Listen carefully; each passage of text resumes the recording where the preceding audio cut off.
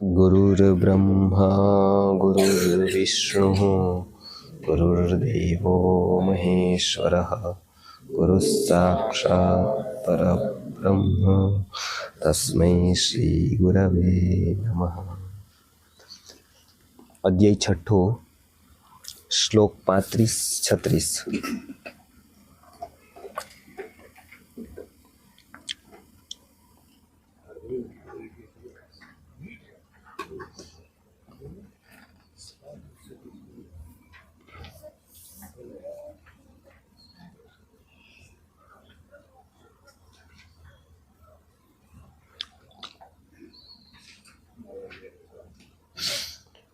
श्री भगवानुवाच श्री भगवानुवाच असंशयं महाबाहो असंशयं महाबाहो मनो दुर्निग्रहं चलम् मनो दुर्निग्रहं चलम् अभ्यासेन तु कौन्तेय अभ्यासेन तु कौन्तेय वैराग्येण च गृह्यते वैराग्येण च गृह्यते असंयतात्मना योगो असंयतात्मना योगो दुष्प्राप इति मे मतिः दुष्प्राप इति मे मतिः वश्यात्मना तु यतता वश्यात्मना तु यतता शक्यो वाप्तुम् उपायतः शक्यो वाप्तुम् उपायतः। પાછલા શ્લોકમાં આપણે જોયું હતું પ્રશ્ન કે ચંચલમ હિ મનઃ કૃષ્ણ પ્રમાથી બલવદ્દૃઢમ મન એવું છે એટલે એનો નિગ્રહ શક્ય નથી, એટલે એવું શક્ય નથી કે એવું આવો પ્રશ્ન આની પહેલાંના શ્લોકમાં જોયો હતો. અહીંયા એ જવાબ આપે છે. હંમેશા અહીંયા આપણે બે વિષય ઉપર પ્રશ્નોત્તરી હોય છે, એક ભાગ્ય અને એક પુરુષાર્થ. એક એવું છે કે વ્યક્તિ કંઈક નથી કરી શકતો ત્યારે એ કોઈને દોષ આપે છે. કેમ તો કે એ પોતે એવું થાય તો પોતાને અક્ષમ જાહેર થાય પોતે. એટલે હંમેશા એ કોઈક એવું કંઈક શોધતો હોય છે કે જેનાથી એ દોષારોપણ ત્યાં કરી શકે. સપોઝ કોઈ નિષ્ફળ જાય છે, નિષ્ફળ જાય ત્યારે એનું મન શું કહે છે કે મારી પરિસ્થિતિ જેવી હતી, પૈસા જ નહોતા, ગરીબ હતો, સર્કમસ્ટેન્સીસ જ નહોતા, કંઈક ને કંઈક એવું સમાધાન શોધે છે કે જે આ કામ ન થઈ શક્યું. એ શું કરે છે કે એની જે મહત્વાકાંક્ષા છે એ અચીવ નથી કરી શક્યો, એની એક માનસિક રાહત એને આપી દે છે કે બીજા અચીવ કર્યા એ એટલા માત્રથી આગળ નથી કેમ કે એની પરિસ્થિતિ એવી હતી, મારી પરિસ્થિતિ એવી નહોતી એટલે હું આ ન કરી શક્યો. ભૌતિક રીતે આ સંતોષ આપે વાત, પણ આત્મિક રીતે આ બહુ મોટો દોષ છે. આત્મિક રીતે ગીતાકાર મહાભારતકાર એવું માને છે કે પોતાનો કર્મનો જવાબદાર, પોતાની પરિસ્થિતિનો જવાબદાર મનુષ્ય પોતે જ છે. એવું નથી કે કોઈ એનો જવાબદાર હોય. જો બીજો કોઈ જવાબદાર હોય તો એની ઉત્થાનનો, એના વિકાસનો પણ બીજો કોઈ જવાબદાર હોવો જોઈએ. જો કોક એના પતનનો જવાબદાર હોય તો વિકાસનો જવાબદાર પણ કોઈક બીજો હોવો જોઈએ. તો એનો વિકાસ બીજાના આધારે હોય તો બીજાના આધારે યદિ વિકાસ ગણવામાં આવે તો પછી બીજાના હાથમાં એનો વિકાસ થયો, તો પછી પોતાના હાથમાં કાંઈ જ નથી. બીજાના હાથમાં વિકાસ હોય તો એની જવાબદારી ના આવે વિકાસની. એટલે અહીંયા એ સ્પષ્ટતા કરે છે. એવું સમાજમાં હંમેશા થતું આવ્યું. સૌથી પહેલાં એવું આવે કે હું દુઃખી, અથવા તો મને આવું થયું, મને રોગ થયો, મને નુકસાન થયું, તો કોણ જવાબદાર એમ? તો કુંડલીમાં યોગ એવો હતો એટલે આવું થયું, અથવા તો આવું લખેલું હતું એટલે એવું થયું. આપણે ત્યાં દૈવને એટલે માનવામાં આવું હતું લખેલું. એવું એક થયું જ્યોતિષથી. એવું બીજો વાદ નીકળો સામાજિક રીતે 2 વર્ગ થઈ ગયા, તો એવું થયું સામ્યવાદ. એ કહે છે કે વ્યક્તિનું જે તકલીફ છે એ સમાજની પરિસ્થિતિને કારણે, સ્ટ્રક્ચર જ એવું છે સમાજનું, એટલે આ થાય છે. એનાથી આગળ ગયા તો ફ્રોઈડે એવું કીધું કે મનોવિશ્લેષણવાદ, કે નાનપણમાં માતા પિતાએ એને એવું કર્યું, એનો એવો જ ઉછેર થયો એટલે એને કારણે એ કંઈ ન કરી શક્યો, એને વધવા જ ન દીધો કોઈ આગળ, બધાએ ભેગા થઈ, અને એની માનસિકતા એવી થઈ ગઈ, પછી હિંમત જ નથી કરી શકતો કાંઈ કરવાની, કેમ કે નાનપણમાં જ બધાએ એને ઉછેરાવો કર્યો. એને મનોગ્રંથિનો વાદ કે ફ્રોઈડનો. માનસશાસ્ત્રજ્ઞો એવું કે નાનપણનો ઉછેર કાઢે. આયુર્વેદ વાળા બધા એવું કે હવે એ બિચારો મહાન જ થાત, પણ ગર્ભ સંસ્કાર જ એના થયા નહીં. એની ઉપર કોઈએ ધ્યાન જ ન દીધું, ગર્ભમાંથી જ કોઈએ ધ્યાન ન દીધું, એટલે એને એવું કોઈ મળ્યું જ નહીં, વાતાવરણ જ ન મળ્યું. ભાગ્યવાળા એવા કે એની કુંડલીમાં જ એવું નહોતું કંઈ. સમાજના લોકો એવું કે એને કોઈ એવો સામાજિક લીડર, એવી સામાજિક સ્થિતિ જ ન મળી. અર્થશાસ્ત્રના જ્ઞાતાઓ એવું કે એવી પરિસ્થિતિ જ આર્થિક રીતે નહોતી, એટલે કાંઈ. રાજનેતાઓ, રાજનીતિના અભ્યાસકારો એવું કે આવા સર્કમસ્ટેન્સીસ જ રાજનીતિમાં નહોતા, કે એવા કોઈ લીડર જ નહોતા, એવા કોઈ ત્યારે પ્રધાનમંત્રી જ નહોતા, એવા કોઈ ત્યારે પહેલા જ નહોતા, અધિકારીઓ જ નહોતા કે એને આગળ વધારે સ્કોલરશીપ આપીને, એટલે એવું થયું. હોશિયાર કોઈ ન થયું, કોઈ ન ભણી શક્યું, તો સ્કૂલ જ એવી ન મળી. ત્યારે સ્કૂલવાળા જ એવા નહોતા કોઈ કે આવું થઈ શકે. એવું વ્યક્તિને કાંઈ નથી મળતું ત્યારે આટલી જગ્યાએ વ્યક્તિ સમાધાન કરે છે કે મારા કર્મો જે છે, હું અસફળ છું કોઈ ક્ષેત્રમાં, તો એનું કારણ ક્યાંક ને ક્યાંક કોઈક બીજો છે. કાં તો એ વ્યક્તિ છે, કાં તો એ પરિસ્થિતિ છે, કાં તો એ સમાજ છે, કાં તો મારા માતા પિતા છે, કાં તો આપણા શિક્ષકો છે, કાં તો સ્કૂલ છે, કે કોક ને કોક બીજું છે. અર્જુન એનાથી આગળ છે.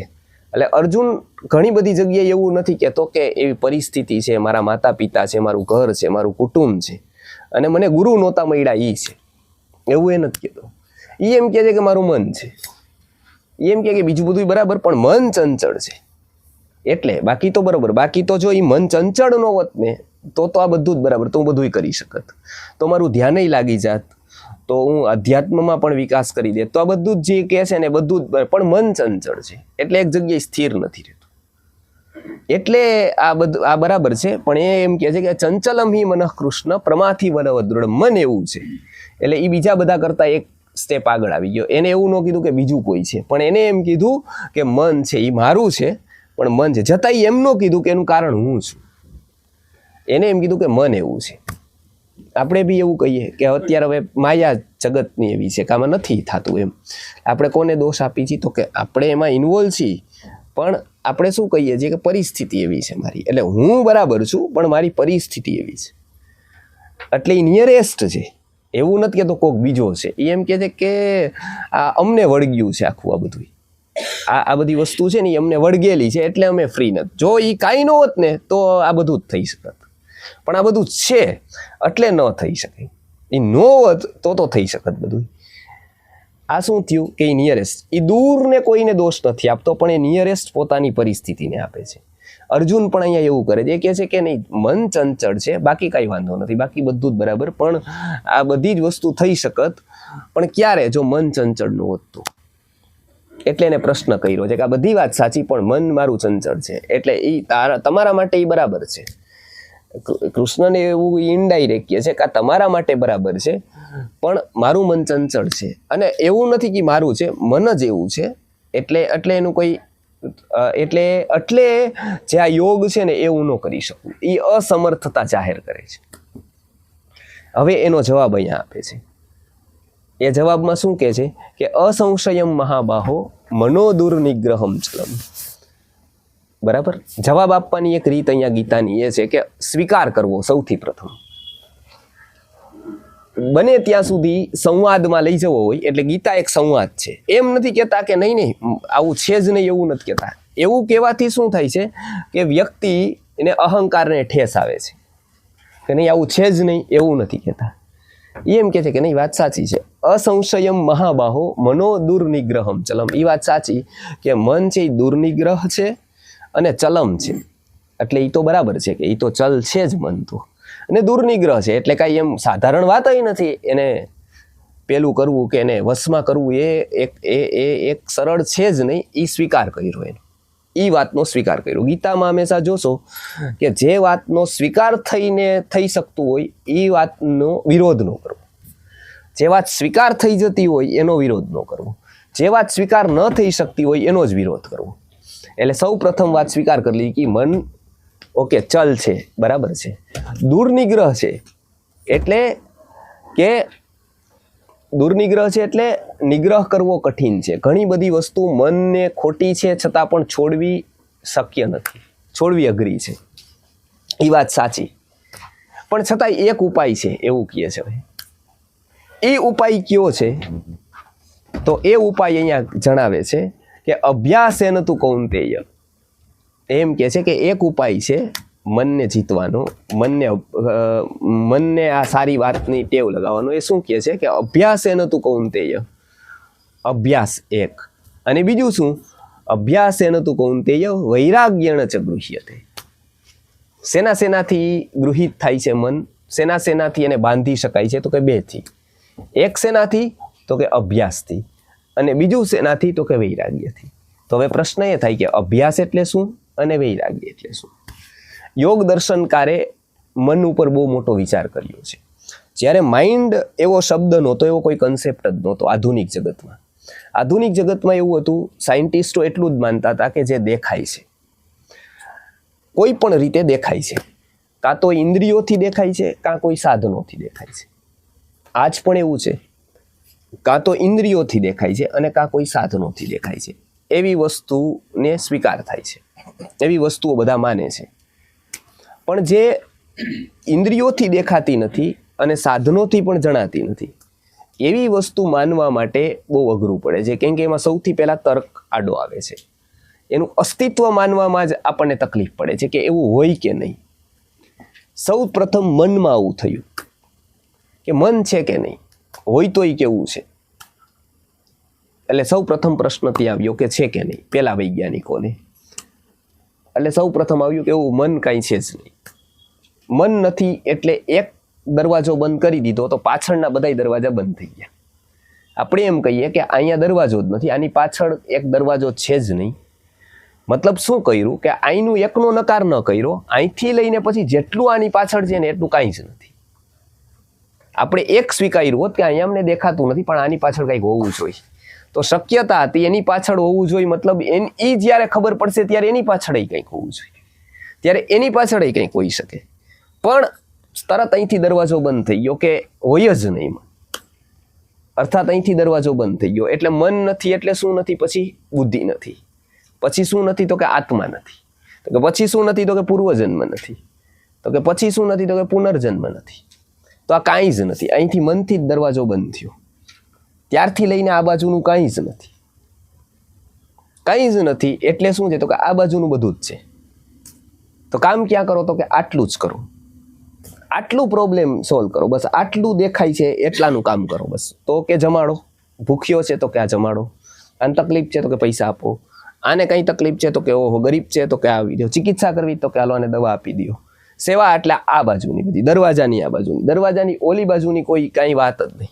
દરવાજાની ઓલી બાજુ જે કામ કરે એ બકવાસ, એનું કંઈ પરિણામ જ નહીં. એ પરિણામલક્ષી હોય જ નહીં. પરિણામલક્ષી શું? ગીતા કોક સાંભળે 10 વર્ષ, પરિણામલક્ષી કામ શું? તો કે પરિણામલક્ષી કાંઈ જ નહીં. એના કરતાં એને કંઈક કર્યું તો જીડીપી વધત અંતે તો પરિણામલક્ષી થાત. પરિણામ અહીંયા કાંઈ જ નહીં, ઝીરો રિઝલ્ટ, કોઈ જ રિઝલ્ટ નહીં. આત્માના વિશે કોઈ વર્ષો સંશોધન કરે પણ પરિણામ શું? તો પરિણામ કાંઈ જ નહીં. કેમ? તો કે એ દરવાજાની પેલી બાજુનું કામ બધું, આ બાજુનું કાંઈ નહીં. રાષ્ટ્રપતિ એવોર્ડ તો કે આ બાજુનું કામ, કોઈક એવોર્ડ તો કે આ બાજુનું કામ. 5 જણાને ડૂબતા હોય અને એને બચાવી લે તો એને 6-10 એવોર્ડ મળે, પણ સંસાર સાગરમાં ડૂબતા હોય ને એવા કરોડને બચાવી લેવામાં આવે તે કઈ એવોર્ડ ન મળે. કેમ કે 5ને બચાવ્યા, એ 5એ ભલે પછી આખું પૂરું કરી દીધું સમાજ બચી, પછી એને શું કર્યું? ધનોત્પન્નો આખા કાઢી નાખ્યા, એનું કાંઈ વાંધો નહીં. 5 બચીને એને શું કર્યું એનું કાંઈ પ્રશ્ન નહીં, બચાવી દીધા તો બરાબર. પણ એવા કરોડને બચાવી લીધા વિચારથી, તો એનું કંઈ મૂલ્ય નહીં, કેમ કે એ બધી વસ્તુ આની પાછળની થઈ, એની જોવાની ક્ષમતા બધામાં ન હોય. એટલે માઇન્ડ એવો કન્સેપ્ટ નહોતો, મન એવું હતું જ નહીં કાંઈ. ત્યારે અધ્યાત્મએ વેદાંતે યોગ દર્શનકારે શેનું મહત્વ સમજાયું, એ કે મનથી બધું ચાલે છે, મનનું અસ્તિત્વ જ નથી, મનનો સૌથી મોટો પ્રભાવ છે. અને એવું કહેવાય કે મનનું જ અસ્તિત્વ છે, બાકી બધાનું અસ્તિત્વ તો માત્ર દેખાય છે, એનું સ્વતંત્ર અસ્તિત્વ નથી, એનું અસ્તિત્વ મનને કારણે છે. એટલે અહીંયા યોગ દર્શનકારે મનની વિસ્તૃત વ્યાખ્યા આપી કે મન છે એનાથી જ બધું થાય છે. મન જેવું ચિંતન કરે છે એવો વ્યક્તિ બનતો જાય છે. મન આકર્ષણ ઊભું કરે છે, જેવું આકર્ષણ ઊભું કરે છે વ્યક્તિને ત્યાં લઈ જઈ શકવાની ક્ષમતા ધરાવે છે. વ્યક્તિને લઈ જવાની, વસ્તુ અથવા વ્યક્તિને લઈ આવવાની ક્ષમતા મનમાં છે. આ બંને છે. એક તો એને લઈ જવાની, એટલે જેનું આકર્ષણ ઊભું કરે છે ત્યાં એ લઈ જાય છે.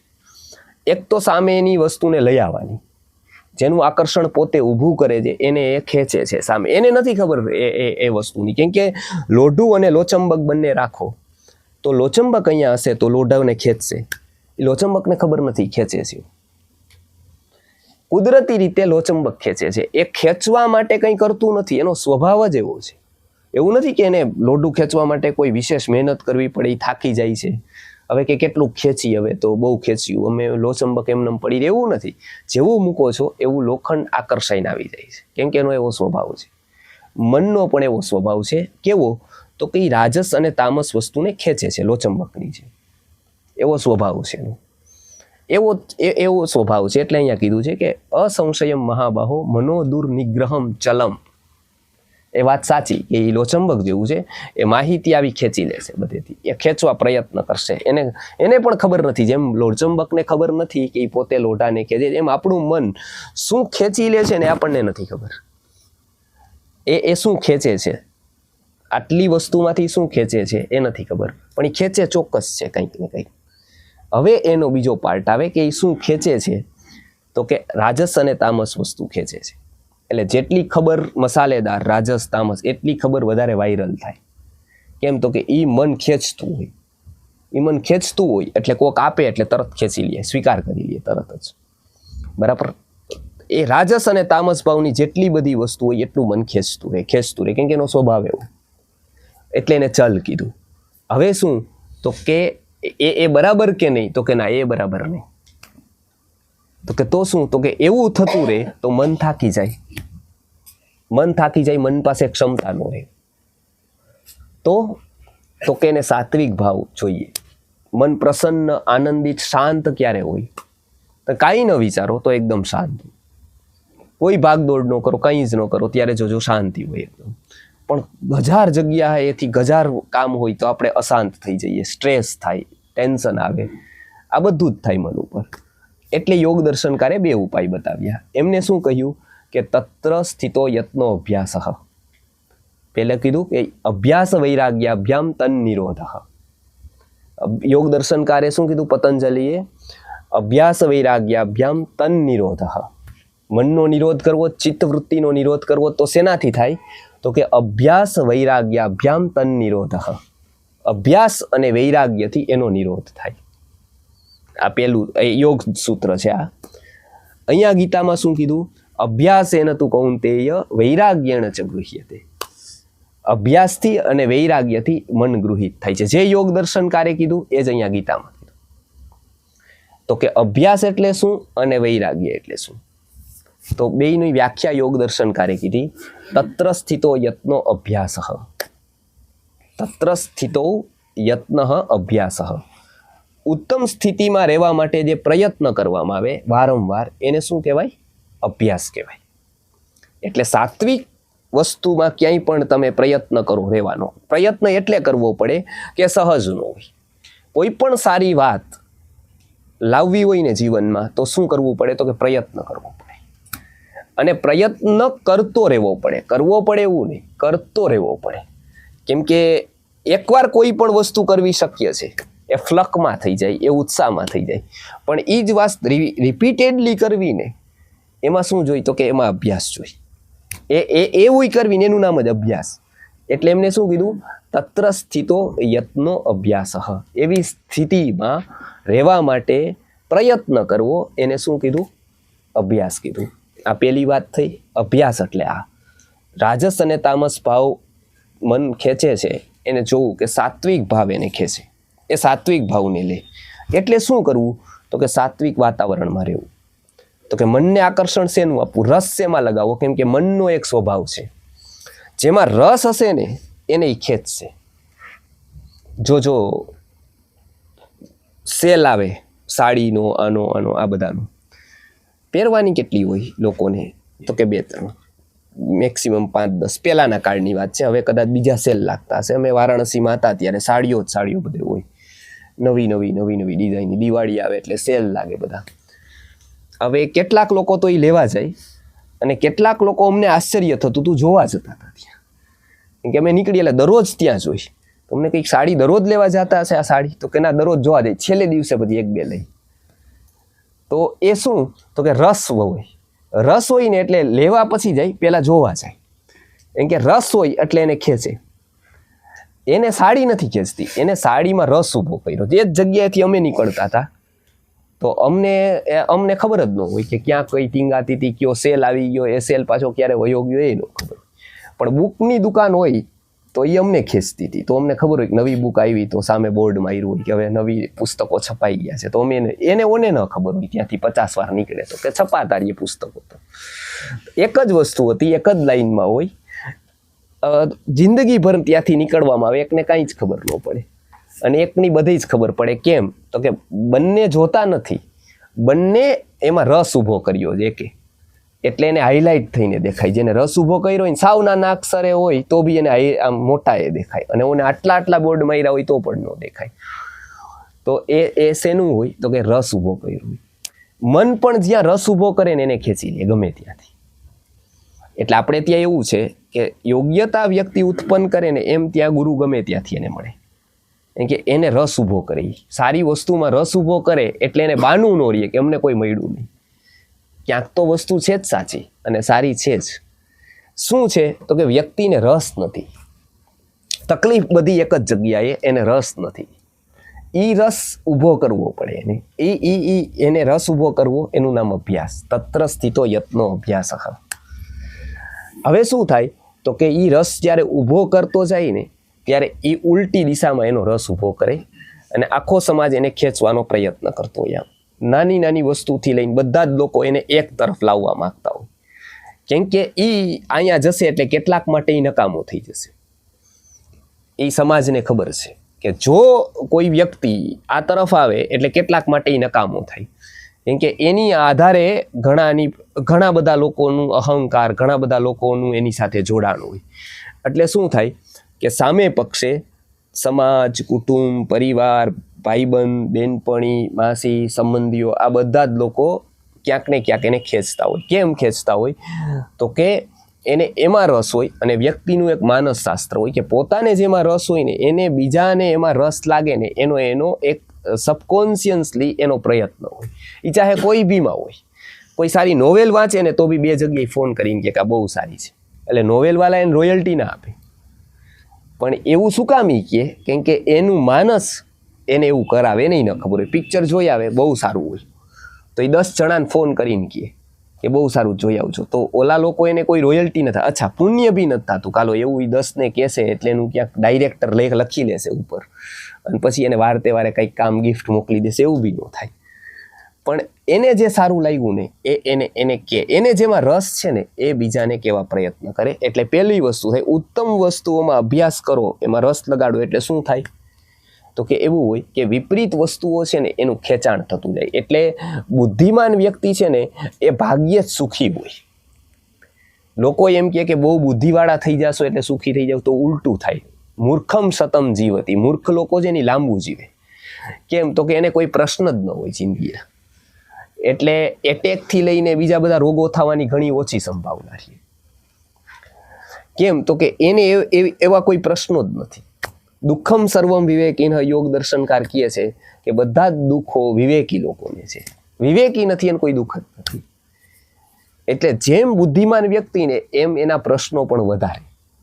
હા, એવા પ્રશ્નો એને નાના નાના ન હોય, એને પ્રશ્નો અલગ પ્રકારના મોટા હોય, પણ એને પ્રશ્નો તો હોય. એ સુખી હોય એવું ન માની લેવું, એ દુઃખી પણ હોય, પણ એનું દુઃખ સામાન્ય વ્યક્તિ જેવું ન હોય. એટલે અહીંયા શું કહે છે કે એક અભ્યાસ કરવાનો પ્રયત્ન કરે ત્યારે શું થાય, ત્યારે એને બીજી બધી વસ્તુઓ ખેંચે એટલે એને શું થાય કે દ્વિધા થાય કે આ કે આ કે આ. અને જેટલો વધારે ભણેલો ને એટલા વિકલ્પો એને વધારે, એટલે એટલું માઇન્ડ એક્ટિવ હોય. સામાન્ય વ્યક્તિ બેસીને ટાઈમ પાસ કરી શકે, પણ પછી ટાઈમ પાસ બેસીને ન કરી શકે. પછી એને યાદ આવે કે નહીં આ ટીવી જોઉં છું, તો એને પ્રશ્ન થાય. બાકી 70-80 વર્ષ લોકો ટીવી જોવે એને કોઈ પ્રશ્ન જ ન થાય, પણ પછી પ્રશ્ન થાય કે આ હું બરાબર તો કરું છું ને, મૂર્ખામી તો નથી કરતો ના. એકની એક વાત હું જોઉં છું. નાનો હતો ત્યારે આ જ સિરિયલ જોતો હતો, ત્યારે આવું જ થતું હતું, ત્યારે મારી કલાક આવી જ જતી હતી. ત્યારે એ હતો નાનો, ત્યારે તો ખબર નહોતી પડતી. 10 વર્ષનો હતો, ડીસુમ જોતો હતો, ત્યારે બધું ખબર નહોતી મને કે પ્લેબેકમાં હોય, આ ઉતરતું હોય, આ ખોટું જ હોય, આખું કલ્પના હોય. આજે હું એવું જ જોઉં છું. ત્યારે હું કોક 6 મારતું હતું, તાલીઓ પાડતો હતો, ગાંડો થતો હતો. આજે એવું જ કરું છું, બરાબર. એ મારવા વાળો ભૂલી ગયો, એ મરી ગયો, એને ઘણું બધું કરી દીધું. આવું બધું જોઉં છતાં બી પાછો કરું છું એવું જ. એને પ્રશ્ન ન થાય કોઈ, પણ જેવો બુદ્ધિમાન વ્યક્તિ આવે એને પ્રશ્ન થાય કે આ હું બરાબર છું ને. એ પ્રશ્ન થાય ને એ એની બેચેનીનું કારણ બને. એટલે ભાગ્યે જ કોઈ બુદ્ધિમાન વ્યક્તિ ચેન વાળો હોય, એને બેચેની જ હોય હંમેશા. કેમ કે શું કરે એ જ હંમેશા ગડમથણ હોય કે શું કરવું, આ કે આ, એક્સ કે વાય કે આવું, બરાબર. અને પછી શરીર ના લાગે તો આ ડોક્ટર કે આ ડોક્ટર, આ પથ્થી કે આ પથ્થી, આ બિઝનેસ કે આ બિઝનેસ, આજ કે આ કે આ. વિકલ્પ જ વિકલ્પ હંમેશા હોય, કેમ કે ઓપ્શન એટલા બધા હોય, 10 ઓપ્શન. તો આ કે આ, પાછું કેટલાક ઓપ્શન એવા હોય કે બે સ્વીકારી ન શકાય, બેમાંથી કોઈ એક. અને બેમાંથી એક હોય તોય વાંધો નહીં, આ તો 200માંથી એક. પછી જેમ આગળ જાય એમ 200માંથી એક. શું કરવું, નાનું અમતું જિંદગી અને કેટલા બધા ઓપ્શન હરેક જગ્યાએ આવે. એટલે 1-2 દરવાજા જ નથી, 500 દરવાજા. એમાંથી આમાં પાસ થયો આટલા, આમાંથી આટલું, આમાંથી આટલું, આમાંથી આટલું, હર હંમેશ ગણિત. અધ્યાત્મમાં પણ આ ગુરુ કે આ ગુરુ, આ ગુરુને પકડી તો આ પ્લસ, આ ગુરુને પકડી તો આ પ્લસ, આ પાછા આપણને પહોંચાડે કે નહીં એ તો આટલા માઇનસ, આનામાં ઓલામાં પાછા આટલા માઇનસ. તો અર્થમાં જાય તો આ બિઝનેસ, કામના ક્ષેત્રમાં જાય તો વ્યવહાર કોનો, આ માસીને સાચવવાના, આ માસીને સાચવવાના. આને પકડવા જાય તો ઓલા છૂટી જાય કે ભાઈ જો તમે એની યાર વ્યવહાર રાખશો તો આપણી યારે પૂરું હવે. એટલે આપણે વિચારી કહું કોની યારે કોનું ભવિષ્ય છે, શેર કોના વધવાના આવે, કોણ બજારમાં આપણને મદદ કોણ કરશે, લાઇમલાઇટમાં લાવવા કોણ મદદ, આ માસીને પકડવા આને. ન્યુસન્સ વેલ્યુ કોની, તો કે આની, તો કે આનો પકડી લ્યો, નકામું ન્યુસન્સ કરશે ખોટું, એના કરતાં આને ઓને જવા દો. બધી જ જગ્યાએ શું છે, વિકલ્પ છે. કેમ તો કે 2, 3, 5, 10, 25 વસ્તુઓ છે, મનને અસર થાય છે એની ઉપર.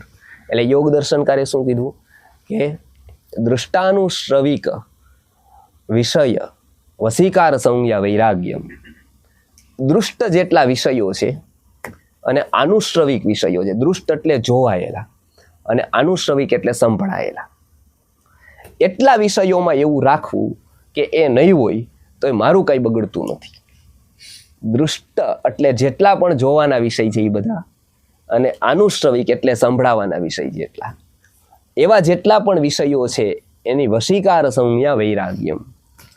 વશીકાર સંજ્ઞા વૈરાગ્યમ એટલે શું કે એ વિષય એની જગ્યાએ છે, તટસ્થ છે. એ ન હોય તો બી કમસે કમ મારું કાંઈ જતું નથી. એ એવી એક વિષયથી અળગા રહેવાની ફિલિંગ આવે એને વૈરાગ્ય કહેવાય. એ ફિલિંગ સારી રહે એના માટે ઋષિમુનિઓએ શું કર્યું કે આહાર સૌથી વધારે નજીકથી જોડાયેલો છે આપણી સાથે, પાણી સૌથી વધુ જોડાયેલું છે. આ 2 વસ્તુ બહુ સાથે. પાણીની એક વાત કરીએ, રેગિસ્તાન હોય ને રણ, એમાં એ જગ્યાએ પાણી જ મળે નહીં પહેલાંના કાળમાં, અને હમણાં સુધી રણોમાં ઊંટ લઈને જાય દૂર સુધી, ક્યાંય પાણી જ ન હોય.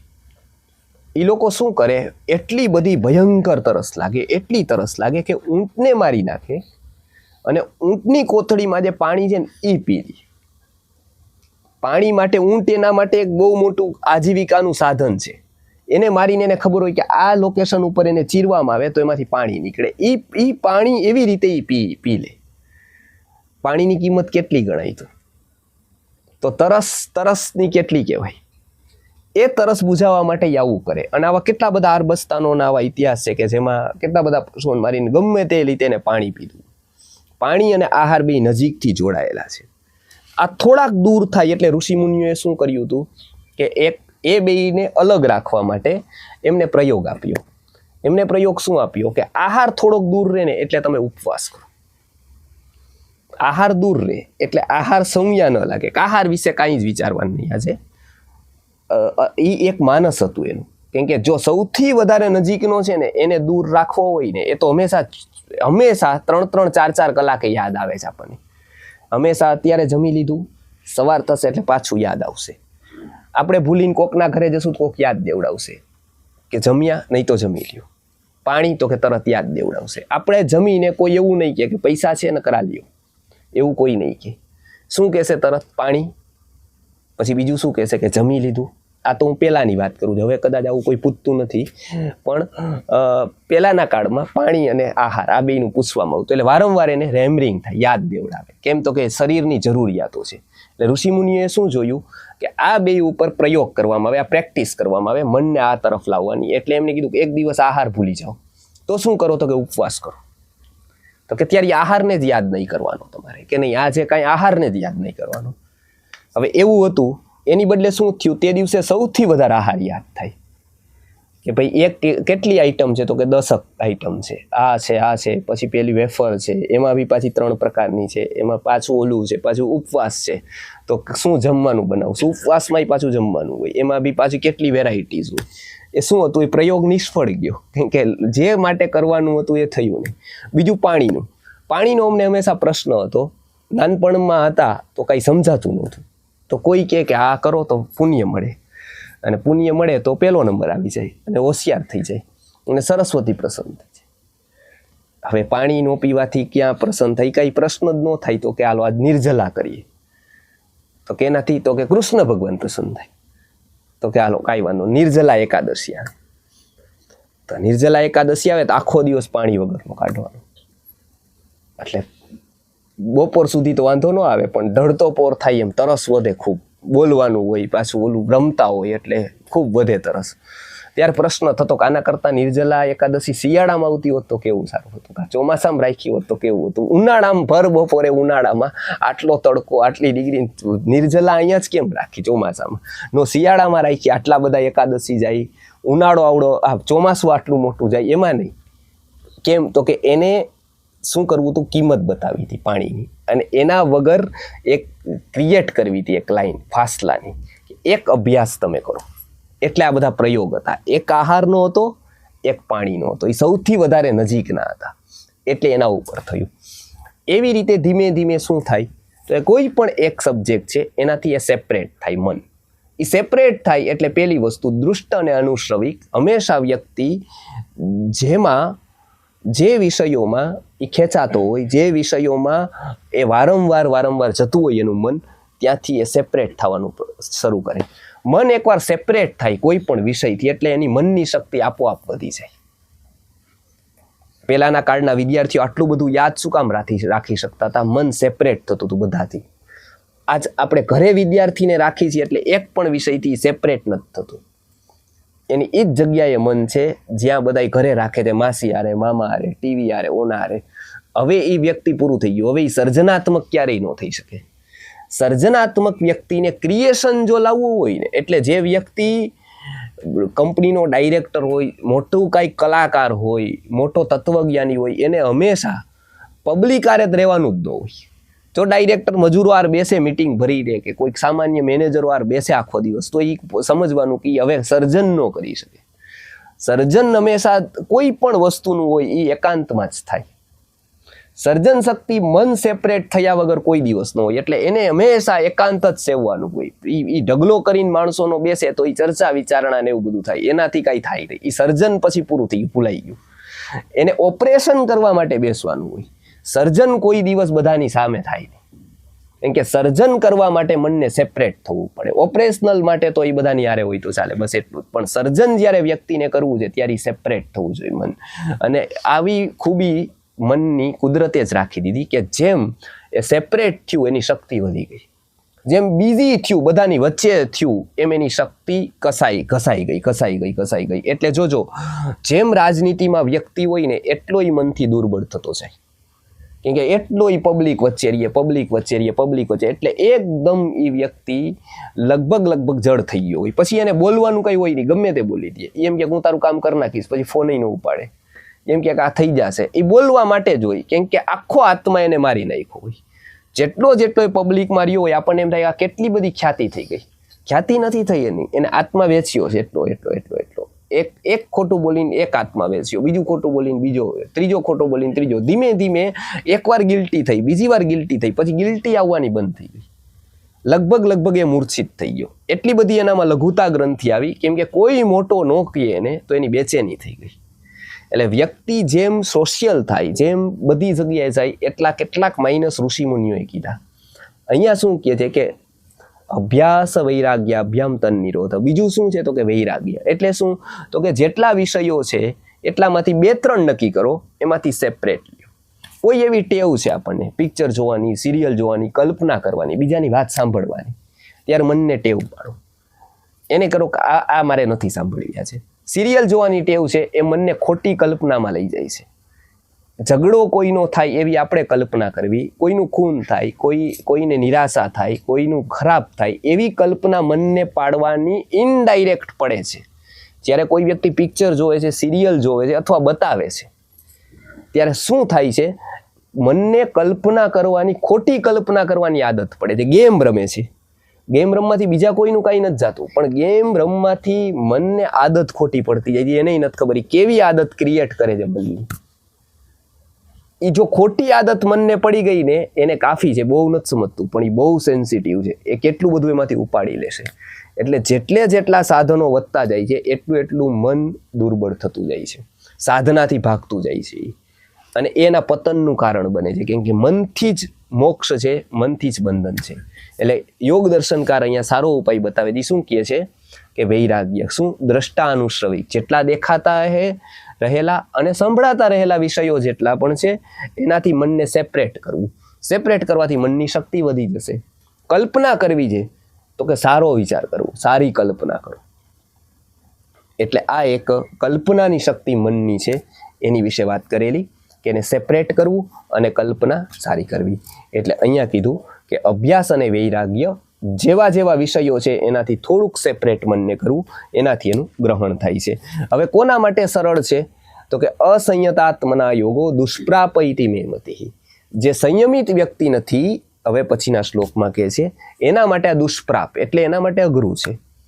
પણ વશ્યાત્મના તુ યતતા, જે વશ્ય ચિત્તવાળો છે, થોડો અભ્યાસ કરે છે, પ્રયત્ન કરે છે, એના માટે શું છે કે શક્યો વાપ્તુમ ઉપાયતઃ. એ વ્યક્તિને અભ્યાસ કરવો એ માટે યોગ સાધવો આ સહેલો બને છે. આ 2 શ્લોકમાં અર્જુનના પ્રશ્નનો જવાબ આપ્યો છે કે મન છે એ ચલ છે, બરાબર છે, પણ એને અભ્યાસ અને વૈરાગ્ય 2 સાધનોથી એને બાંધી શકાય છે, 2 સાધનોથી એનું નિયંત્રણ કરી શકાય છે. અને આગળ કોના માટે એ અઘરું છે, કોના માટે સહેલું છે તો કે જો વ્યક્તિ એ કહે છે કે અસંયત વ્યક્તિનું ચિત્ત અવસ્થા છે, એટલે વ્યક્તિ હંમેશા બાર ફરે છે, તો એના માટે આ અઘરો વિષય છે. અસંયતમના તુ યતતા, અસંયતાત્મના યોગો દુષ્પ્રાપ. એને કેવો યોગ છે તો કે દુષ્પ્રાપ એટલે મુશ્કેલીથી પ્રાપ્ત થઈ શકે એવો છે. પણ વશ્યાત્મના તુ યતતા, જે વ્યક્તિ પ્રામાણિક પ્રયત્ન કરે છે એમના માટે કેવો છે વશ્યાત્મના તુ યતતા. યતતા એટલે નિયમિત પ્રયત્ન કરે છે, એના માટે કેવો છે તો શક્યો વાપ્તુમ ઉપાયતઃ, ઉપાયથી મેળવી શકાય એવો છે. લોકો કહે કે આ વિષય અઘરો કે સહેલો, તો એનું એક જ છે, તમે અભ્યાસ કેટલો કરો છો. જો એ બરાબર અભ્યાસ નિયમિત કરે તો કોઈ પણ વિષય સહેલો છે. જો એ નિયમિત અભ્યાસ ન કરે તો કોઈ પણ વિષય કઠિન છે. એટલે કોઈ વિષય અઘરો કે સહેલો એવું નથી માનસશાસ્ત્રને આધારે, પણ એવો છે કે એનો અભ્યાસ કેટલો છે અને એનો રસ ત્યાં કેટલો છે. આ 2 શ્લોકમાં એમના જવાબ આપ્યા છે. હવે પછી અધ્યાત્મની યાત્રામાં અર્જુનના પ્રશ્ન છે. હવે જે પ્રશ્નો શરૂ થાય છે એ એવા પ્રશ્નો શરૂ થાય છે કે જે પુનર્જન્મ અને પૂર્વજન્મને લગતા છે. એમના પ્રશ્નો હવે શરૂ થાય છે કે આ જન્મની યાત્રામાં પ્રાપ્તિ થઈ છે કોઈ યોગની, તો એ આવતા જન્મમાં પાછું સાથે આવે કે ન આવે. આ પહેલો પ્રશ્ન અર્જુનનો હવે પછીનો થાય છે કે અહીંયાની જે વાપતી છે એ ક્યાં સુધીની છે. એ મનની વાત કરેલી એટલે આ પ્રશ્ન થયો. કેમ કે મન ક્યાં સુધી છે, તો કે મન અહીંયા પણ છે, આવતા જન્મારે પણ છે. શરીર છે એ માત્ર ને માત્ર આ જન્મારે છે, પણ મન છે એ આવતા જન્મારે બી છે. ત્યારે હવે એના પછીના પ્રશ્નો આવતા શ્લોકમાં પૂછશે. એટલે આવતા શ્લોકમાં આપણે જોશું કે મનની જે અભ્યાસ છે એ આવતા જન્મારે પાછો મળે છે કે નહીં. કોઈને પ્રશ્ન હોય તો જી. આપણે જે અભ્યાસ અને વૈરાગ્ય છે એ આપણે સતત કરીએ, પણ એ મન શાંત હોય અને આપણે એઝ અ માણસ સુખી હોય ને તો એ સરળ પડે. પણ આપણે દુઃખ જ્યારે હોય કાં તો ટેન્શન હોય ત્યારે એ કરવું બહુ કઠિન છે. તો ત્યારે બ્રેક લેવો સારો કે સતત પ્રયાસ નિરંતર ચાલુ જ રાખવો? બહુ સારો પ્રશ્ન છે. એવું એમાં એટલે પ્રશ્ન એવો છે કે આપણે સુખમાં હોય ત્યારે તો કંઈ વાંધો નથી, દુઃખી હોય ત્યારે આ થોડુંક આઘું ગીતાથી લઈને બધું મૂકી દેવું અને પહેલાં દુઃખ દૂર કરવા લાગી જવું. પછી થઈ જાય બધું દુઃખ દૂર, સેટ થઈ જાય આપણે, પછી આ બધું ઉપાડવું. જો એવું હોત તો મનને સમજાવનાર એવું કહેત કે સુખી વ્યક્તિએ આ અભ્યાસને વૈરાગ્ય છે એ સુખી વ્યક્તિ માટે છે, દુઃખી વ્યક્તિ માટે તો બધું છોડીને દુઃખ દૂર કરવું એ છે, બરાબર ને? તો એવું કહેત. પણ એવું નથી કીધું. એમને કીધું છે કેમ કે સુખ અને દુઃખ છે ને એ પરિસ્થિતિ અધીન ઓછા છે, મનસ્થિતિ અધીન વધારે છે. એ એક વસ્તુ છે. આપણે શું માની છીએ કે દુઃખ અને સુખ છે ને પરિસ્થિતિ અધીન છે. એટલે પતંજલિ માટે હોઈ શકે કે આ બહુ સારું, પણ મારી માટે નહીં હોઈ શકે. એમ કે મારે તો અત્યારે દુકાન કરવાની છે, મારે અત્યારે સમાજમાં ઊભું રહેવાનું છે, મારી ઉંમર બી થઈ છે, આ બધા જ પ્રશ્નો છે, બરાબર છે? એટલે એનું ચિત્ત હોઈ શકે કે ભગવાનમાં લાગે કે જંગલમાં રહેતા હતા, હવે અમે ફ્લેટમાં રહી છીએ, અહીં તો બાજુવાળા માસી જ દરરોજ ઝઘડે છે, હવે એ ચિત્ત કેમ સ્થિર રહી ટૂંકમાં? દરરોજ એને સામે મળે છે, બરાબર? દુકાને જાય છે તો ગ્રાહક હોય વાળા છે, પેલી જગ્યાએ જાય છે તો પેલા પકડે છે. આ એક સામાન્ય પ્રશ્નો છે. એટલે આપણે સુખ અને દુઃખ છે એ પરિસ્થિતિ સાથે જોડીએ છીએ. જ્યારે બધામાં એવું હશે કે કોઈ પણ વ્યક્તિ એવું નહીં હોય કે જે 100% સુખી હશે અને કોઈ એવું પણ નહીં હોય કે જે 100% દુઃખી હશે. એટલે એ મનસ્થિતિ આધારે પહેલી વસ્તુ. બીજું શું છે કે વ્યક્તિમાં જેવી રીતે એક પરિસ્થિતિ છે એમ વ્યક્તિની એક આત્મશક્તિ છે, એ કુદરત એને આપેલી છે. એ કેમ સોલ્વ કરે છે ને, બરાબર છે? અને કેટલા હદે એ લે છે, આ બે ઉપરની. 2 વ્યક્તિને કેન્સર થાય છે, એકનું કેન્સર માત્ર શરીર સુધી જ જાય છે અને બીજાને કેન્સર આત્મા સુધી વયું જાય છે, બરાબર છે? એકને થાય છે કે શરીર છે, ઓકે, તો એ શરીર સુધી કેન્સર ગયું. કે જમ્સ પણ શરીરને લગતા હતા, ઓકે, એ ક્યાંકથી આવ્યા હશે. હવે આટલા બ્રહ્માંડમાં લાખો કરોડો જમ્સ છે, તો ઓકે, એ શરીરના કોષોમાં લાગી ગયા, ક્યાંકથી લાગી ગયા હોય, બરાબર છે? તો એ લાગી ગયા તો કેન્સર થઈ ગયું, તો કેન્સર થઈ ગયું હવે, ઓકે. હવે એને બહુ ચિંતા નથી થતી. એમ કે ઓકે આ જમ્સમાં તો કે જમ્સય બહારના હતા તો દવાઈ બહારની જ લગાડશું, આયુર્વેદિક, હોમિયોપેથિક, એલોપેથિક, તો કે એને એ જમ્સની ટ્રીટમેન્ટ કરી દેશે, ઓકે. એ કેન્સર બહાર હતું, દવાઈ બહાર થઈ ગઈ, એનું કેન્સર મટવાના ચાન્સ વધારે. પણ એ કેન્સર આત્મા સુધી ગયું. એને શું કર્યું? એને એનાલિસિસ એટલું બધું કર્યું કે હવે એ કેન્સર પાછું મને જ કેમ થયું, બાજુવાળાને કેમ ન થયું, બરાબર? એટલે એક શરૂ થયું એનું મનમાં કે ભાઈ કેન્સર પાછું મને જ કેમ, એમ. હું પાછું પુણ્ય કરતો હતી તો પાછા પાપ કરતા હતા અને આયુર્વેદના પાલન અમે કરતા હતા, એટલે તો પાછું થવું જ ન જોઈએ, બરાબર? અમે પાલન કરતા હોય તો કમસે કમ આ વસ્તુ અમને તો ન થવી જોઈએ, થાય તો બીજાને થવી જોઈએ મોકાલ, પણ ઉલટું થાય, એને ન થાય આપણને થાય. એટલે વધારે પ્રશ્નો. એટલે સૌથી મોટો આરોપ વૈદ્યો ઉપર આવે કે આ બધા ખોટા, એમ ટૂંકમાં. આ કહે છે કે આવું થાય પણ ઓલા બાજુવાળાને કાંઈ નથી થતું, અમને જ બધું થાય છે, અને ઉલટું ઈ પાલન કરે છે એને ઈ થાય છે પાછું. એટલે સૌથી પહેલું કેમ તો કે આપણે સુખ અને દુઃખ પરિસ્થિતિ અધીન કર્યા. યોગ દર્શનકાર એવું કહે છે કે કોઈ પણ વસ્તુ છે ને એની એક આત્મશક્તિ જેને સોલ્વ કરવાની તમારામાં છે. જો તમે એવામાં બધામાં રહેશો તો તમે આત્મશક્તિનો ઉપયોગ ક્યારેય નહીં કરો. એટલે વ્યક્તિ જેટલો આત્મશક્તિથી દૂર જાય ને એટલો એ ફ્રસ્ટ્રેશન અનુભવે, એટલો એ નિરાશ થઈ જાય, હતાશ થઈ જાય. એટલે પેલું કામ દુઃખમાં તો વિશેષ એવું છે, દુઃખમાં વ્યક્તિ છે ને, દુઃખમાં અભ્યાસ અને વૈરાગ્ય પૂરા ફળ લાવે દુઃખની અવસ્થામાં. શું કામ ખબર છે? સુખ ગમે તેટલું સારું છે ને, એક એનો માઇનસ છે. સુખમાં વ્યક્તિ છે ને સંવેદનશીલ ન થતો ક્યારેય. બરાબર છે? સુખમાં એ સંવેદનશીલ નથી. એટલે જેટલી સંવેદના વાળી વાતો છે ને એને સુખમાં એને અસર નથી કરતી. બરાબર? સુખમાં ક્યારેય અસર નથી કરતી. સંવેદના વાળી વાત છે ને એને સુખમાં અસર નથી કરતી. દુઃખ છે ને એના ઘણા બધા માઇનસ છે. બધાય જો એટલે દુઃખથી લગભગ આખી દુનિયા ભાગે ટૂંકમાં. બરાબર? અને દુઃખથી ભાગવા માટે સાધન ગુરુથી લઈને ભગવાન સુધીના બધાને સાધન ઈ બનાવે. એ બધા એને રસ નથી.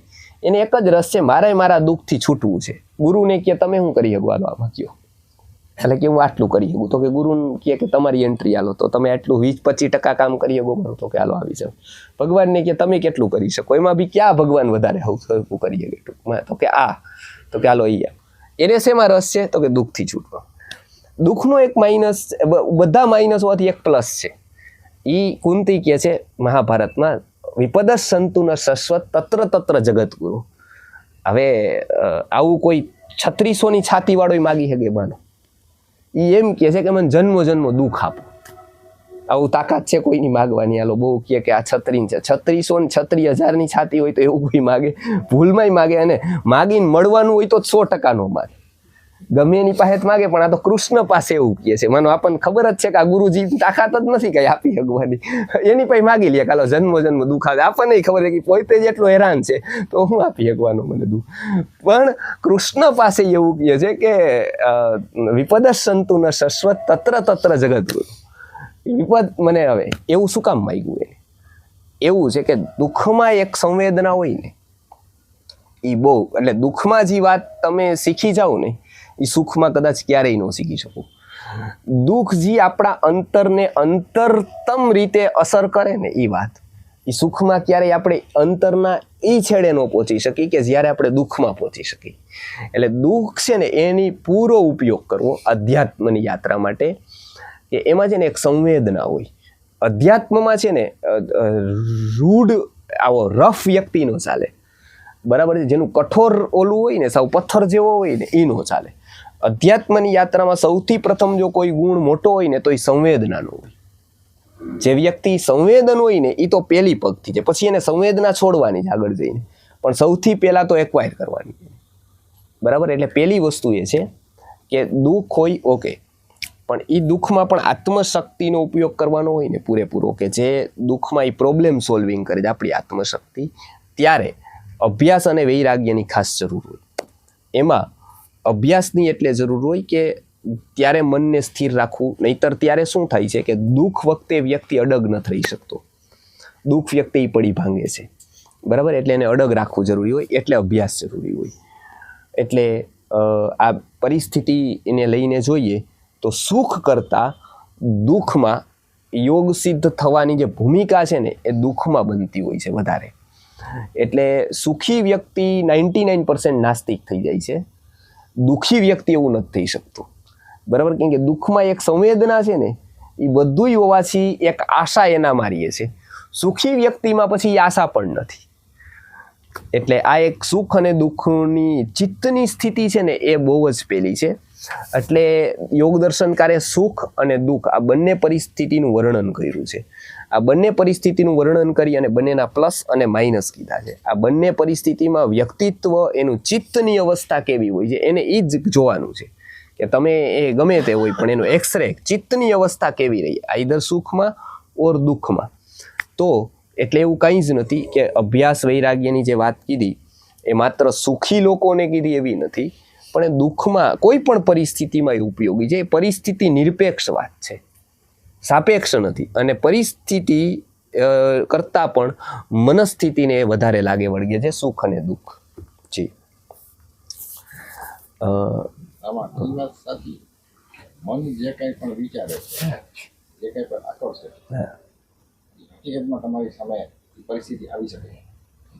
હા, એટલે એવું મોટિવેશનલ સ્પીકરો બધા આનો ઉપયોગ કરી અને એવું કહે છે કે તમે દરરોજ અહીંયા ગાડીનું ચિત્ર લગાવો, બરાબર છે, એટલે એ તમને આકર્ષી દેશે, બરાબર છે, અથવા તો તમે કોઈ એક હિરોઈનનું ચિત્ર લગાવશો તો એ આવી જશે. હવે એવા 50 જણા ચિત્રો લગાવે તો 50 પાસે તો એક વ્યક્તિ જાય નહીં ટૂંકમાં. હા એટલે હું હવે એટલે એ છે તો વેદાંતનો જ સિદ્ધાંત. હવે એનો ઉપયોગ કેવો ખોટો થાય છે એ કહું છું કે એ સમષ્ટિગત માનતા નથી કાંઈ, એટલે એને એકાંગી વસ્તુ હોય છે. પણ એ વાત સાચી, આવું ન થાય. જ્યાં સમષ્ટિનો વિરોધ ન થાય ને જે વસ્તુમાં, બરાબર, આમાં સમષ્ટિનો વિરોધ થાય. એક કોઈ સ્ત્રી છે એને 50 ચાહે છે, 50 ફોટો લગાડે તો 50 પાસે જઈ ન શકે. ગાડી છે તો એ ભૌતિક છે તો એનું એટ્રેક્શન કરે છે, તો એવું ન થાય ગાડી આવી જાય. પણ એટલું થાય કે ગાડીનું પરિણામ એના મન ઉપર આવતું જાય, એટલે ગાડી જેવો જડ થતો જાય વ્યક્તિ. આમ તો ગાડી ન આવે, પણ ગાડીનું ચિંતન કરે તો એ ગાડી જેવો જડ થાય, યંત્રવત થઈ જાય. એમ કે એ બાહ્ય પરિસ્થિતિ કેવી થાય એના કરતાં તમારા અંતરમાં શું ઘટિત થાય ને વેદાંત એ કહે છે. આ લોકો શું કહે છે કે બહારથી જે વસ્તુ તમે આકર્ષો ને એ બહારથી વસ્તુ આવી જાય, પણ વેદાંત એવું કહે છે કે એ બહારની વસ્તુ છે ને તમારા મનનો કબજો લઈ લે. એ લઈ લે ને પછી આવી બી જાય ને તો એ બહુ મોટું નુકસાન છે તમને. કેમ કે ત્યારે તમારો મનનો કબજો એને લઈ લીધો હોય જે પણ વસ્તુ કાં તો કોઈ પણ એ બહુ નુકસાનકારક છે. તમારી સેપરેટલી તમે પછી ન થઈ શકો એ વસ્તુ. એટલે એ વાત સાચી, એવું થઈ શકે, પૂરેપૂરી શક્યતા છે કે એવું થઈ શકે. એ ચિત્તથી જેટલું ગહન રીતે એનું વિચાર કરે ને એટલે એ ઘટનાય આવી શકે, એવી પરિસ્થિતિ પણ આવી શકે, એવું બની પણ શકે. પણ જરૂરી નથી કે એવું જ બને, કેમ કે આ જન્મારે બને એવું નથી. કેમ કે કુદરત પાસે સમય અનલિમિટેડ છે, એટલે જેટલી તીવ્રતા હોય જેટલું હોય ને એટલું બની શકે. એ વાત સાચી 100%. એવું બની જાય, એવી ઘટના પણ ઘટી જાય જેવું તમે જોયું હોય, જેવું તમે ટૂંકમાં દ્રઢતાથી એવું કરો જેટલા, એટલું સંભાવના સારી રહી. એટલે જ મેં તમને પૂછ્યું મેં એના નેગેટિવ ને પોઝિટિવ બે વિચારોથી આ વસ્તુ પ્રાપ્ત કરેલી છે. મેં ભૂતકાળમાં કીધું હતું મારા છોકરા એક્સિડન્ટ થયું જે વિચારને કહીને આવ્યો. હા, કીધું તું. એની સામે અમને બ્રેસ્ટમાં કેન્સરની ગાંઠ હતી, ક્યાંય સિંગલ નથી રિપોર્ટ કરાયો, નથી ક્યાંય દવાખાને ગયા. 1.5 મહિના પછી આવડી ગાંઠ ચણા જેટલી હાથમાં નહોતી આવતી. ઓકે, સાવ ક્લિયર કરી, ખાલી માઇન્ડ પાવર. હા, એટલે બેય થઈ શકે. મને કાંઈ નથી. હા હા, આ વસ્તુ હું પાણી પીવાથી દાખલો તરીકે પાણી જલ બહુ પ્રભાવિત છે. હા, આ પાણી પીવાથી હું સંપૂર્ણપણે સ્વસ્થ તંદુરસ્ત નિરોગી છું. આજની તારીખે આ પ્રયોગ ચાલુ છે. ઓકે, એટલે એ વાત સાચી, એવું થઈ શકે. એના નેગેટિવ પણ હોય અને પોઝિટિવ હોય. જેવી રીતે તમે જેનું આકર્ષણ રાખો, પણ આ તમે જે વાત કરીને એ હજી ભૌતિક છે, એટલે અત્યારે પરિણામ લાવનારી થઈ, બરાબર. એવી વસ્તુ વેદાંતની રીતે એ એક દેખાણી, પરિણામ દેખાણું કે ઓકે આવું થયું એમ, બરાબર છે. પણ એ પરિણામ માત્ર એ જે બહાર દેખાતું હતું કે 10% દેખાણું કે એવી ઘટના ઘટી, આવું થયું, બરાબર છે. વેદાંત એને ઓલ ઓવર આત્મિક રીતે લે છે કે એ અત્યારનું પરિણામ અત્યારે થયું એટલે એ પૂરું થયું તો કે નહીં. એ જે પણ એટ્રેક્શન જેનું થયું ને એને એક સંસ્કાર નાખી દીધું અત્યારે. સપોઝ તમે એક અલગ વાત કરી, પણ ઓલું બીજું કોઈ ઘટના ઘટી કે કંઈ થયું એને એક સંસ્કાર કર્યો, એનાથી પાછું એક ફિલિંગ થઈ, પાછું એક ચિત્ર થયું. આવી એક સાયકલ ચાલે. એ સાયકલ ચાલે ને એ મહત્વની છે. આ નહીં, આ તો બધી ઘટનાઓ આ બધું ઘટતું રહીએ, પણ પછી એક સાયકલ ઊભી કરે મન, ચિત્ત, બરાબર છે. આ સ્પીકરો બધા મોટિવેશનલ ને આ બધા લખવાવાળા બુકો એ બધા શું કરે કે એકવાર એ પૂરું થઈ ગયું ને એટલે પૂરું થઈ ગયું. તમે એમ કહો કે ભાઈ મારે પાસ થવું છે, 90% આવે, તો એને એકવાર 90% આવી ગયા, બરાબર, એટલે એ ઘટના પૂરી થઈ ગઈ. યોગ દર્શનકાર કે નહીં, ત્યાંથી ઘટના શરૂ થઈ ગઈ, બરાબર.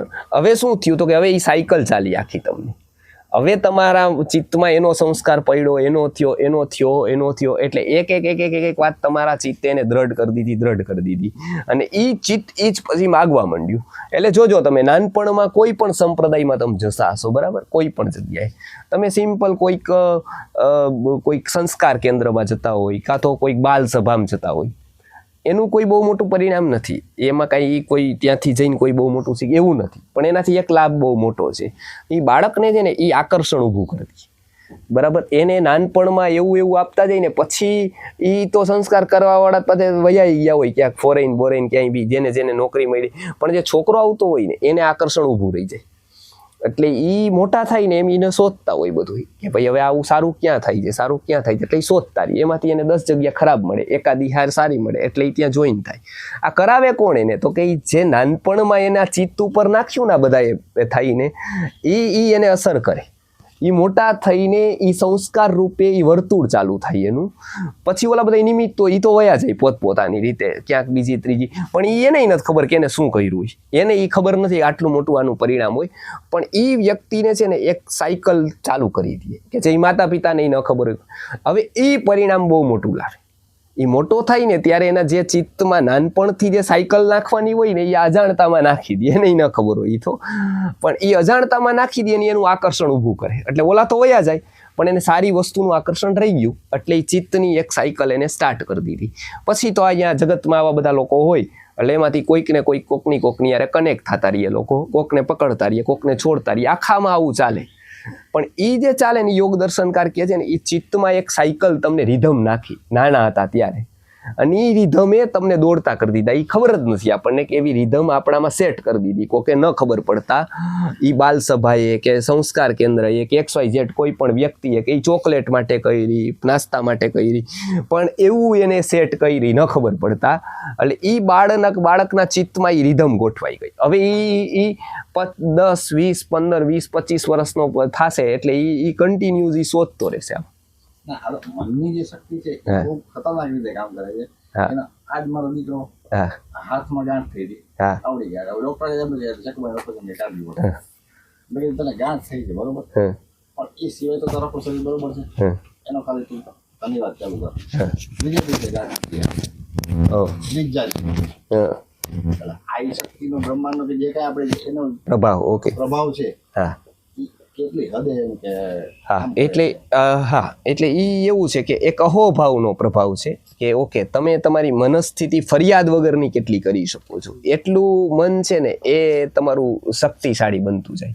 એટલે આપણે ત્યાં એવું કહેવાય ને કે ભાઈ ફરિયાદ નહીં, ફરિયાદ એવું શું કામ? એવું એ વેદાંતનું કંઈ જતું નથી એમાં, પણ એનાથી વ્યક્તિ લાચાર બની જાય છે. વ્યક્તિનું મન હંમેશા છે ને કેટલીક જગ્યાએ લાચાર બની જાય. ટેકવી દે કૂટણિયા ટૂંકમાં. ભૌતિક વસ્તુ માટે જ્યારે વ્યક્તિ નીચો નમી જાય ને ત્યારે વસ્તુ મોટી થઈ જાય અને વ્યક્તિ નાનો થઈ જાય. વ્યક્તિ નાનો થઈ જાય એની આત્મશક્તિ નાની થઈ જાય. એટલે આપણે ત્યાં એવું કીધું કે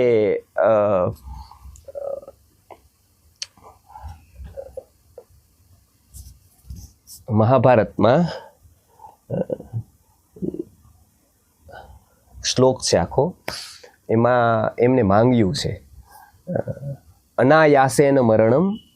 પેલું એ અનાયાસથી મરણ થાય, કેમ કે આયાસ થશે તો શું થશે? તકલીફ થશે ટૂંકમાં જવાન. પછી તો કે મરણ જો દેવાનું હોય તો અનાયાસથી થાય, એ સૌથી ઉત્તમ. ભલે એ 100 વર્ષે થાય કે 1 વર્ષે થાય, પણ અનાયાસથી થાય. અનાયાસેન મરણમ. પછી શું કીધું? તો કે વિના દૈન્યન જીવનમ. દૈન્ય જીવનમાં નો આવે. ગરીબાઈ આવી શકે, પૈસા વયા જાય એવું બની શકે, ગરીબાઈ આવી શકે, દૈન્ય નો આવે. એ બેયમાં બહુ મોટું ફરક છે. તો ડિક્શનરીમાં જોઉં તો બે એક જ થાય. દીનતા એટલે એમ લખેલું હોય ગરીબાઈ, પણ બે સામે સામેના શબ્દો છે ટૂંકમાં. ગરીબાઈ હોવી એ ભૌતિક વસ્તુનો અભાવ બતાવે એવું ચાલી શકે. ભૌતિક વસ્તુ મેળવવી કે હોવી એ આપણા હાથમાં છે જ નહીં, બરાબર. એ તો કોકના હાથમાં આવે. કોકને મળે જમીન, કોકને ન પણ મળે, કોકને ધંધો મળે, કોકને ન પણ મળે, બરાબર. કોકને નોકરી મળે, કોકને ન પણ મળે. એ ગરીબાઈ હોવી એ તકલીફ નથી, એવું એ તો બધાના હાથમાં વાત જ નથી, બધા પાસે પૈસા હોય. પણ દૈન્ય હોવું ને સૌથી વધુ ખરાબ વસ્તુ છે. એ કરોડો રૂપિયા હોવા છતાં પણ વ્યક્તિ દીન હોય.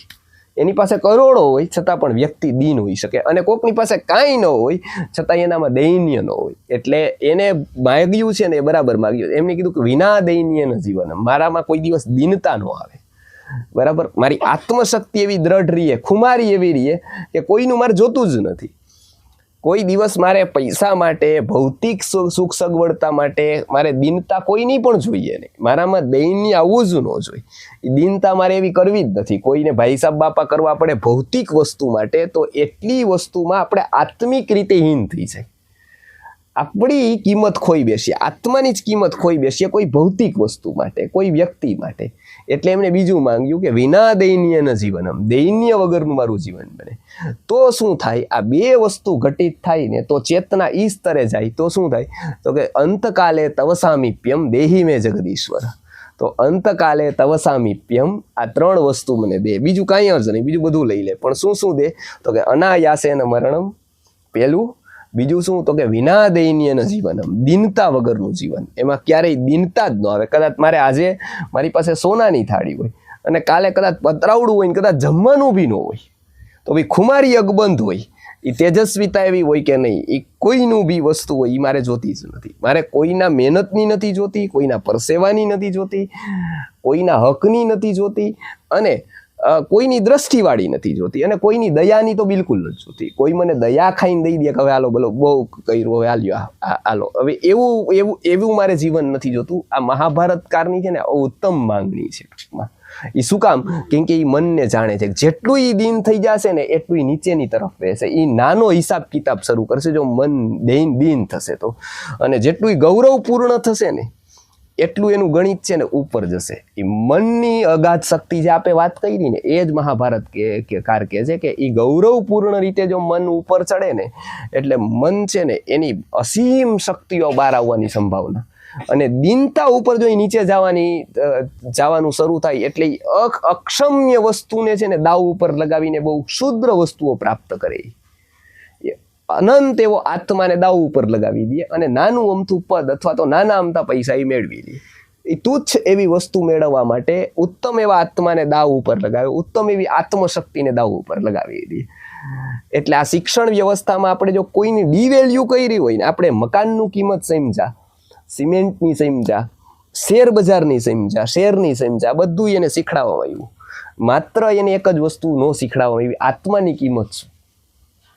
પહેલાના ગુરુકુલમાં શું હતું કે એ બધાની કિંમત તો કદાચ તમને નહીં ખબર પડે ને તો સમાજ સમજાવી દેશે. તમને કેટલી વાર તમે કરશો, 2 વાર તમને નહીં ખબર પડે કે આ પુસ્તકની કિંમત 10 રૂપિયા છે, તો 3જી વાર તમને આખો સમાજ દુકાન છે એ વસ્તુ કહી દેશે કે આના 10 રૂપિયા થાય. ઘડિયાળની કિંમત કેટલી થાય તમે 1-2 વાર ફોડશો, લોકો કહી દે કે આને 20 રૂપિયાની જેમ ન ફોડી ખાય એમ. પણ આત્માની કિંમત વ્યક્તિ નહીં સમજે ને તો આખા સમાજમાંથી નહીં, આખા જગતમાં એને સમજાવવાળો બીજો કોઈ જ નહીં હોય કે જે આત્મશક્તિ એની પાસે છે એની કિંમત કેટલી, તો એ પહેલાં એને સમજાવવાની હોય. એની બદલે અત્યારે સ્કૂલમાં, કોલેજમાં, બધી જગ્યાએ જાય તો એક જ વસ્તુ નથી સમજાવવામાં આવતી એને, કોઈ પણ બોર્ડમાં, કોઈ પણ મોટી મોટી બિલ્ડિંગોમાં, ક્યાંય પણ, કે આત્મશક્તિની કિંમત શું. એની 0-0 આંકે છે કે આત્મશક્તિની કિંમત શું, તો કે 0-00. આત્મશક્તિની કંઈ કિંમત જ નહીં, કેમ કે એનું ક્યાંય આવતું જ નથી, ચેપ્ટર જ નથી આત્મશક્તિ. ઓકે, આવતા વખતે હવે ગુરુર બ્રહ્મા વિષ્ણુ ગુરુર્દેવો મહેશ્વર સાક્ષાત પરબ્રહ્મ તસ્મૈ શ્રી ગુરવે નમઃ.